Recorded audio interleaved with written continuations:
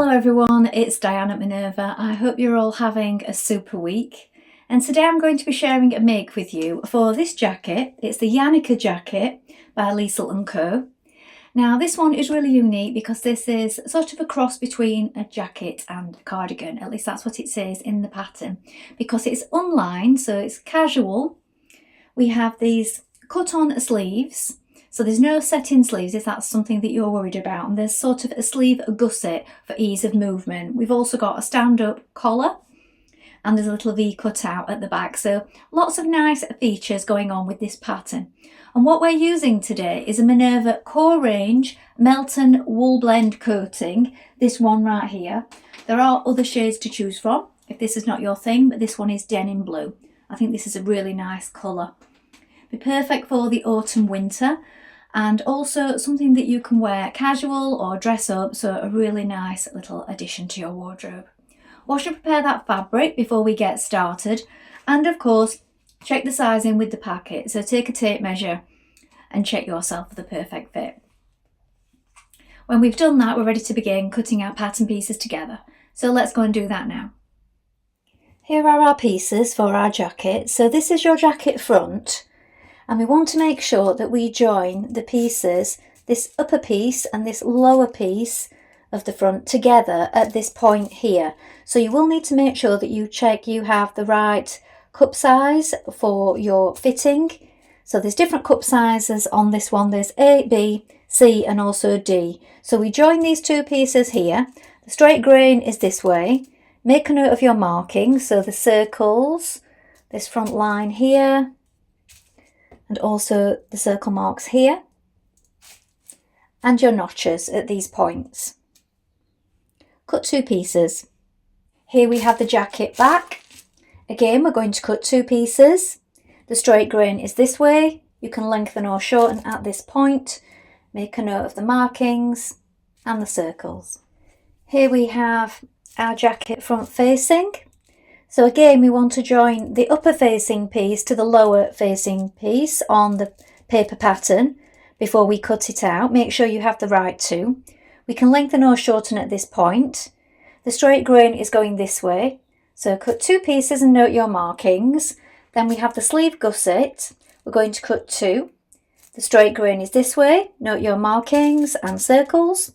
Here we have the hem facing for the back. You're going to cut one on the fold in fabric and one on the fold in interfacing. Note all your markings. And here we have the hem facing for the front. This time the straight grain is this way, look, so you'll note you put it on a little bit of an angle. We're going to cut two pieces in fabric and two in interfacing. Note your markings. Now we're ready to begin making our jacket. So first of all, wind half of your thread onto your machine spool and check your needle is sharp. So I'm using a size 90 today on this fabric. It is a heavy fabric. You may also find that a size 80 works well for you. So please do test it on a piece of scrap before we begin. Then when you've done that, we're going to apply the interfacing to the pieces that need it. And if you're making C and D cups, you'll also need to add in the darts at this point. I'm making an AB cup jacket today. And the first job that we're going to do is reinforce under the arms. So let's get started. Now we're going to take our front pieces like this, and we have this marking just here. We are going to stitch inside the seam allowance, and the seam allowance is 1/2 inch or 1.2 centimetres. We're going to stitch inside it just around this corner just to reinforce it. So you might want to make your stitch a little smaller, and then we're just going to snip towards this point here. So we're not going to go past our seam allowance, and that's just to give that a little bit of movement. We're doing the stitches just to reinforce the underarm point.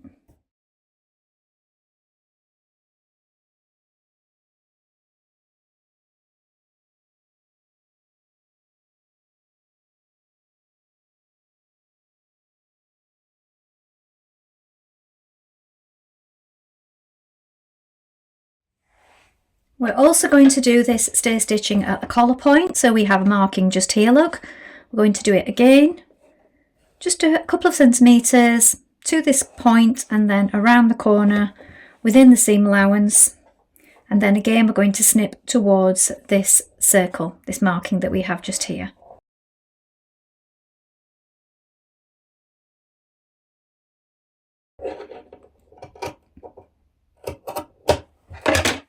Now place your sleeve gusset right sides facing on top of one of your fronts like this.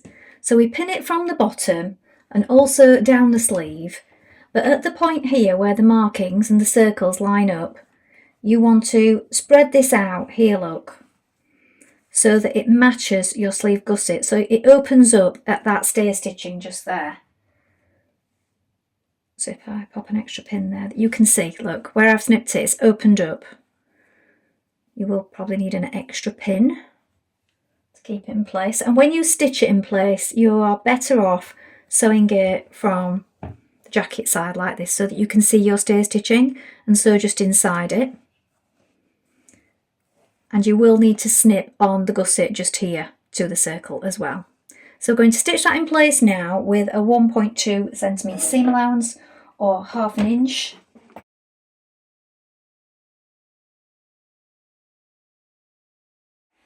Now on your back pieces at the neck where the circle is just here, we're going to do some stay stitching just around that point and also around the neck edge, just inside the seam allowance.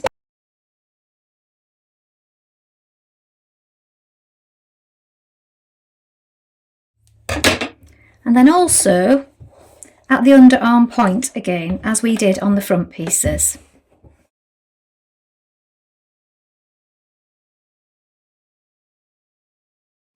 Now take your back piece and place a back on top of a front like this.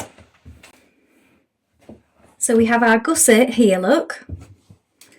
This is the back of our jacket. This is the underarm point. Again, we're going to need to pull it, open it up at that point where we've snipped into it, and then match it up all the way down the sleeve. So I find it's best if you match it at the bottom of the sleeve here and also at the bottom, and then just manipulate it. We're opening up that point there, look.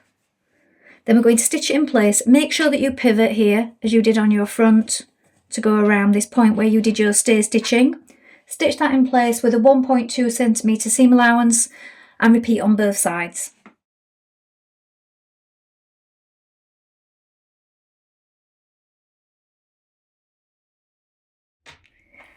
Now pin the two back pieces together with right sides facing. We're going to stitch this seam with a 1.2 centimetre seam allowance, but we're going to stop when we get to the higher of the two dots at the back here. So at the bottom we have a dot here and a dot here. We're going to stop at this one and back tack to reinforce.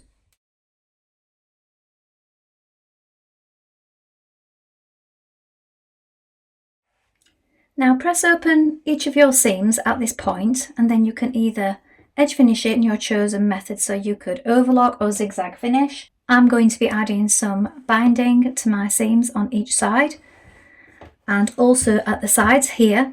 I may find I do it just past the armhole and then overlock down the sleeve, just because I do find with it having two seams on the inside of the sleeve, if I bind all the way down the sleeve with bias binding as well, it may make it a little bulky for comfort on the inside. So here, where we'll see inside the jacket, I'm going to do bias binding, and then down the sleeves I will edge finish it with an overlock. So that's up to you how you finish that.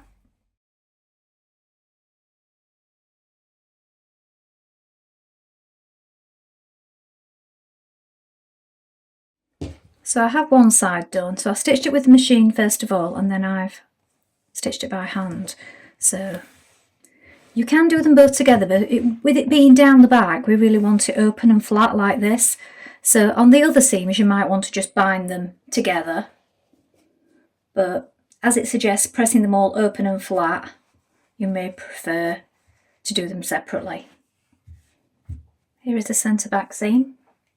Now you're going to pin the centre back of the two collars. So if you place your jacket so that you can clearly see your collar like this, and then bring them together. So we want right sides together like this, and we're going to stitch with a 1.2 centimetre seam allowance.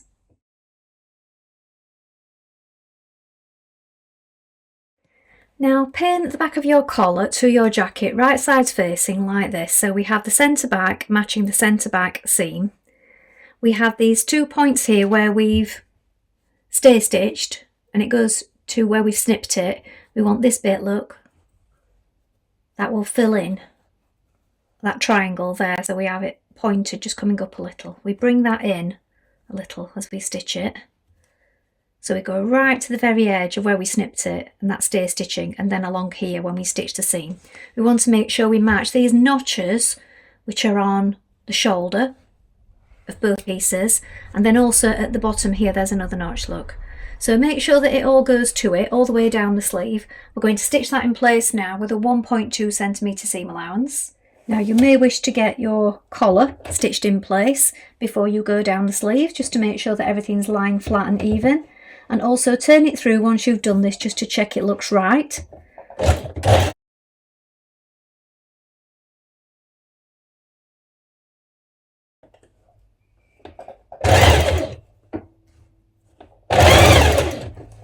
Make sure that you've applied your interfacing to your front facing pieces. Then once you've done that, we're going to stitch them together at the centre back neck with a 1.2 centimetre seam allowance, or ½ inch.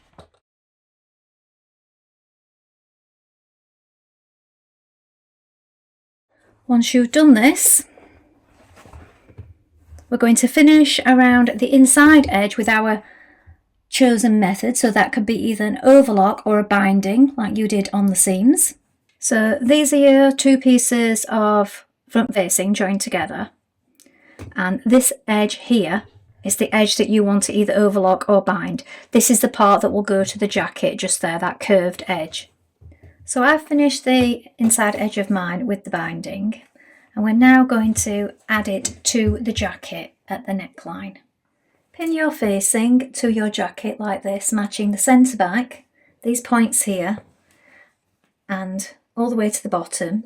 Now you're going to sew all the way around the neckline, down the front facing, and across the bottom just here, with a ½ inch or 1.2 centimetre seam allowance.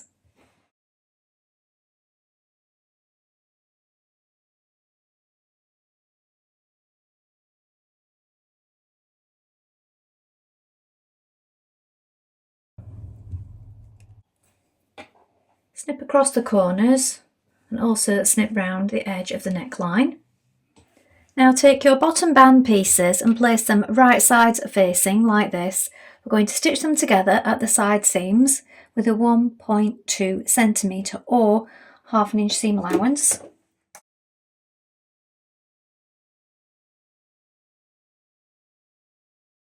Finish the top of your hem facing with your chosen method.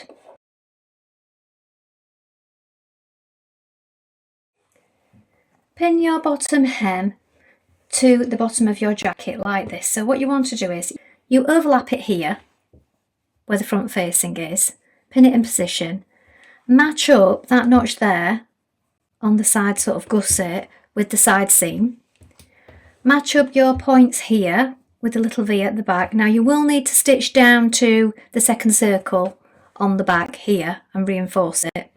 And just take care when you're going round this part with your hem. So I would go up to the centre here, then flip it over and go down the other side, just so that you can get right into that point just there.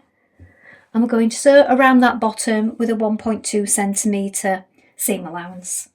So continue from your line of stitching where you added in your facing at the bottom just there.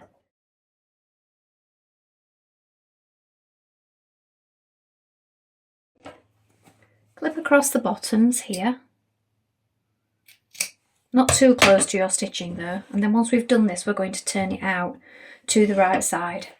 Now press your seams away from the jacket and you're going to understitch where you can. So press the seam towards the facings. You won't be able to do this the whole way around the jacket. There'll be places where you can't get. Just do it where you can.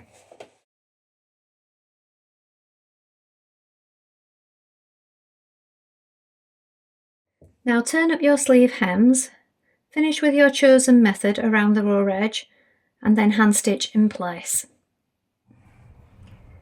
Now stitch your jacket at a few strategic places. So at the back of the neck here, we want to catch it down so that it stays in place. We can do this by stitching in the ditch, stitching through it here. At a few key points around the bottom, so I've done mine at the hem at these points at each seam, and also at the front here. You might also want to do it in a few places down the front facing. Now give it one final press and try it on. So here is the finished jacket. So it is a stand-up collar, but you can turn it down if you wish. And it's just edge to edge at the front, there are no fasteners. Although you could add some edge to edge fasteners if you would like to keep it closed, or frog style fasteners if that's your kind of thing.